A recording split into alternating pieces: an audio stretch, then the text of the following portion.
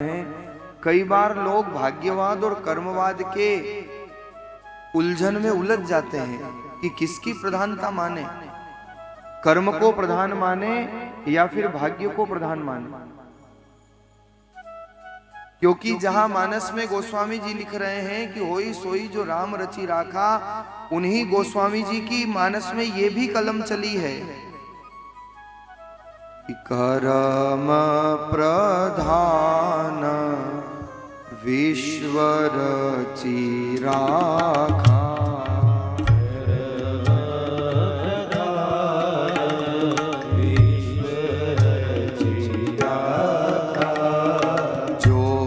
जस करहि सो तस फल चाखा।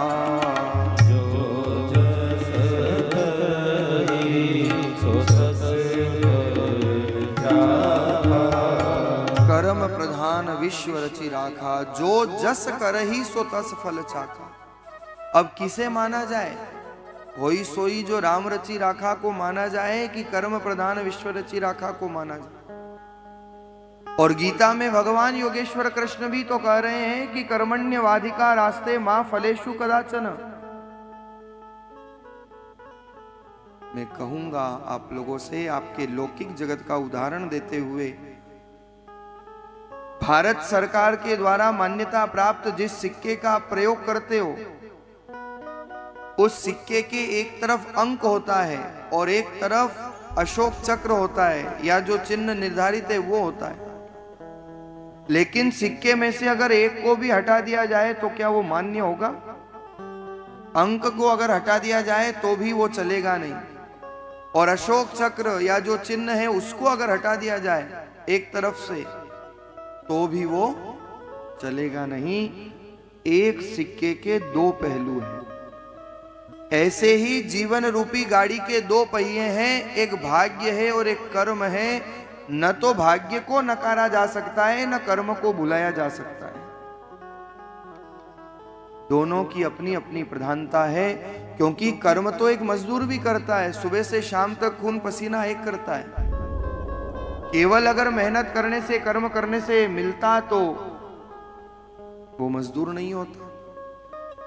और उससे कई गुना अधिक केवल एक व्यक्ति को कलम हिलाने मात्र से मिल जाता है, उसका प्रारब्ध, उसका भाग्य। इसलिए कर्म की भी प्रधानता है और भाग्य की भी प्रधानता है। न कर्म को भुलाया जा सकता है, न भाग्य को नकारा जा सकता है। जीवन के दो पहलू हैं और सत्कर्मों से प्रारब्ध निर्मित होते हैं। स्वामी रामचरण जी महाराज ने अपनी अनुभव वाणी में विश्वास बोध प्रकरण 1 में बड़ा सुंदर भाव लिखा है।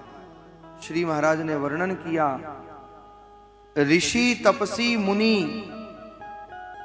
तपसी मुनि जना होतब छोड़िया नाय, तो नर बपड़ा की कहां चली जो कलिया माया माए। अरे बड़े बड़े ऋषि महर्षियों को होतब ने नहीं छोड़ा। कौन जान सकता था? स्वयं राम जी, जो रात्रि में ये सोचकर के सोए थे कि कल प्रातः सूर्योदय के साथ अयोध्या के राज सिंहासन पर मैं बैठूंगा, लेकिन अगले दिन का सूर्योदय राम जी के लिए 14 वर्ष का वनवास लेकर के आया। कौन जान सकता था?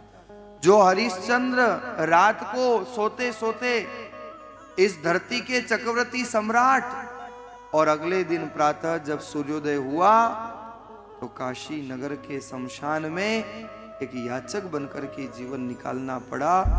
कौन समय को देख सकता है? उस काल के कराल गाल में छुपे हुए खत को पढ़ने का सामर्थ्य परमात्मा ने प्रदान नहीं।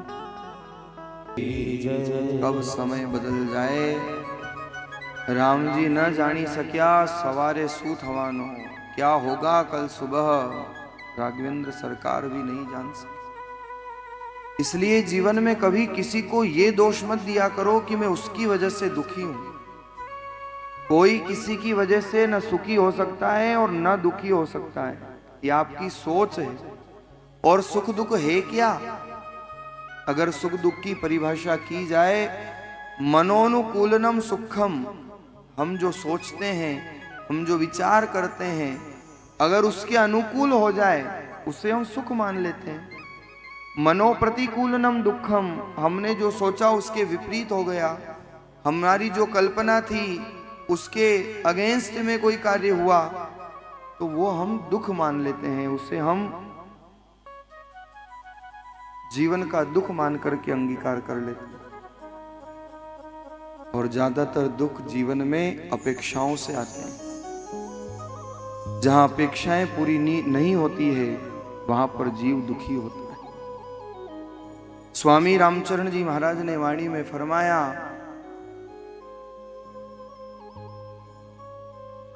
ले चुभकी दरियाव में तो बोझा लगे न कोय, राम चरण आपो बंधिया गागर भारी होय। आप जब गोमती में स्नान करने जाते हो, डुबकी लगाते हो, लगाई ना लोगों ने डुबकी, तो डुबकी लगाते हो तो सारी गोमती का जल आपके सिर के ऊपर होता है, लेकिन आपको ऐसा लगा कि इतना जल मेरे माथे पर आ गया, भार लगा आपको? कभी नहीं लगा। क्या उन महापुरुषों ने चिंतन दिया, ले चुबकी दरियाव में तो बोझा लगे न कोय।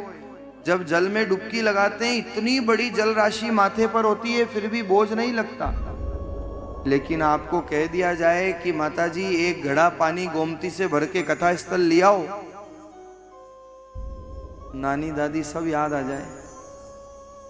वो एक घड़ा पानी जब माथे पर रखते हैं, राम चरण गागर भरिया, राम चरण आपो बंदिया गागर भारी हो, तो उसका कितना बोझ लगता है। क्यों लगा? क्योंकि उसे हमने अपना मान लिया, उसे हमने अपना स्वीकार कर लिया। जहां मोह आया, जहां अपनत्व बढ़ा, और जीवन में कष्ट आता है। Expectation is the main reason of सोरो।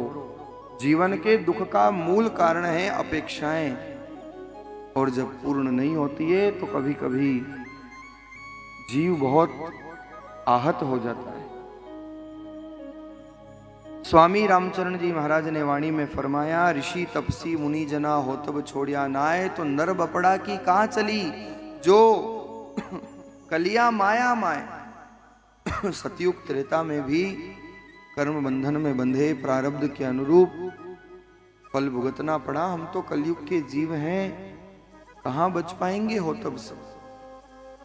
मांगी मिले न साहिबी और मांगी मौत न होए, राम चरण सुख दोई सुख दुख दोई हो तब होए स होए।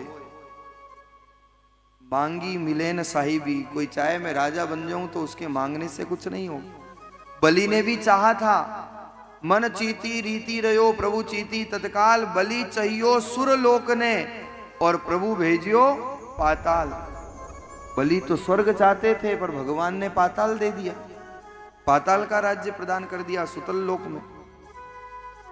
क्या श्री महाराज ने वर्णन किया, मांगी मिले न साहिबी, मांगने से नहीं मिलती है साहिब, और मांगी मौत न होए, मौत भी मांगने से नहीं मिलती है। कई लोगों को देखा है कष्ट में, पर नहीं आती है मौत। वो तो चाहते हैं कि मौत आ जाए तो मुक्त होवें, शरीर का इतना कष्ट होता है, पर एक श्वास ज्यादा ले नहीं सकते, एक कम कर नहीं सकते। जिसके जहां योग लिखे हैं वहां पहुंच जाता है जी। एक बार गरुड़ जी महाराज भगवान के दर्शन करने के लिए गए, गुफा में भगवान विराजमान थे।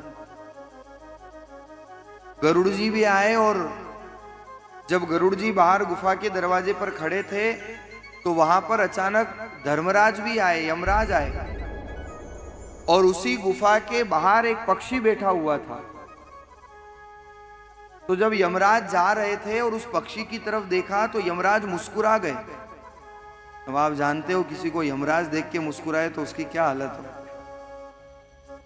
ये दृश्य गरुड़ जी ने देखा कि यमराज मुस्कुरा करके जा रहे हैं। यमराज तो अंदर चले गए, पर गरुड़ जी समझ गए कि इसका नंबर आने वाला है, अब इसका समय पूरा होने वाला। पर गरुड़ जी ने सोचा, मैं उस विधाता की नियति को परिवर्तित करके रख दूंगा, आज मैं इस कबूतर को मरने नहीं दूंगा। और गरुड़ जी ने क्या किया कि ये यहां रहेगा नहीं तो मरेगा नहीं, क्योंकि गरुड़ जी समझ गए यमराज देख करके हंसे, मतलब मामला दाल में कुछ काला है। और गरुड़ जी महाराज ने अपने कंधे पर पक्षी को बिठाया और 1000 किलोमीटर दूर एक पर्वत पर ले जाकर छोड़ के, और गरुड़ जी तीव्रता के साथ वापिस आ गए। और जब अंदर गए तो यमराज को देख करके मुस्कुराने लगे। गरुड़ जी मन में सोच रहे थे आज धर्मराज की मैं चलने नहीं दूंगा। और जब गरुड़ जी देख करके मुस्कुरा रहे थे तो यमराज भी, धर्मराज भी गरुड़ जी को देख करके मुस्कुराए। गरुड़ जी ने पूछ लिया आप क्यों हंस रहे हो, आप क्यों मुस्कुरा रहे हो? यमराज ने कहा मैं तो इसलिए मुस्कुरा रहा हूं कि बाहर जो कबूतर जिसको मैंने देखा, मैं सोच रहा था कि आज तो इसकी मृत्यु नहीं होगी, आज इसे कोई मार नहीं पाएगा, क्योंकि 1000 किलोमीटर दूर इसकी मृत्यु लिखी है। ये तो जा नहीं सकता, इतने किलोमीटर दूर उड़ करके उस समय पहुंच नहीं सकता, इसलिए इसकी मृत्यु तो अब टल गई है। तो मैं सोच रहा था कि आज जो विधाता ने लिखा है वो सफल नहीं होगा। और जो गरुड़ जी ने सुना तो माथा पकड़ा, महाराज मैं ही उस कबूतर को 1000 किलोमीटर छोड़ करके आया हूं। यमराज ने कहा वहां पर एक सांप है जो इतने बज के इतने मिनट पर उसको ग्रहण कर लेगा। गरुड़ जी ने कहा वाह, मैं तो सोच रहा था कि मैं इसको यहां बचा लूंगा, पर मेरे ही हाथों उसकी मौत वहां लिखी थी। मैं स्वयं उसको छोड़ के आया और एक सर्प के द्वारा वो कबूतर ग्रसित कर लिया गया। बहुत छोटा उदाहरण है, लेकिन जीवन में ऐसी कई घटनाएं आती है जहां जिसके योग लिखे होते हैं। कहां जन्मे, कहां पले और कहां लड़ाए लाड़, ना जाने इस देह के कहां पड़ेंगे हाड़।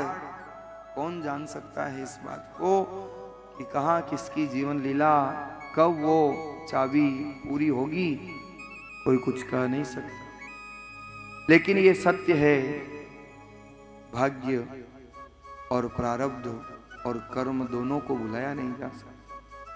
सरल उदाहरण में आपको समझाना चाहूं तो सीधी सी बात है, आप लोग आजकल वर्तमान युग में आप सभी लोगों के बैंक में खाता तो है ही है खाता, और बैंक में खाता है तो लॉकर भी होगा। किस किस के बैंक में लॉकर? बहुत सारे लोग शर्म से हाथ नहीं उठा रहे। मैं ये थोड़ी पूछ रहा हूं कि अंदर क्या रखा है, केवल ये पूछ रहा हूं कि लॉकर है कि नहीं। मैं ये थोड़ी पूछा कि अंदर माल कितना रखा है। लॉकर है, पर देखो उस लॉकर की 2 चाबियां हैं, एक आपके पास और एक बैंक वालों के पास। भगवान ने भी ये लॉकर बना करके भेजा है धरती पर। इस लॉकर की भी, इस शरीर की भी, इस देह की भी 2 चाबियां हैं। एक चाबी भगवान ने जीव को अपने साथ दी और वो है कर्म की चाबी। भगवान कहते हैं तू कर्म किए जा, कर्म किए जा, कर्म किए जा। और भगवान भाग्य की चाबी अपने पास रखते हैं। भगवान कहते हैं जिस दिन मैं भाग्य की चाबी लगाऊंगा उस दिन आनंद ही आनंद हो जाएगा, लोक भी सुधरेगा, परलोक भी सुधर जाएगा। ऐसे ही जीवन में कर्म जीव के हाथ में है और प्रारब्ध नियति उस परमात्मा के हाथ में है। इतना ही कहूंगा कि बस कर्म करते समय सचेत रहें, ध्यान रखें। संत बड़ा सुंदर लिखते हैं,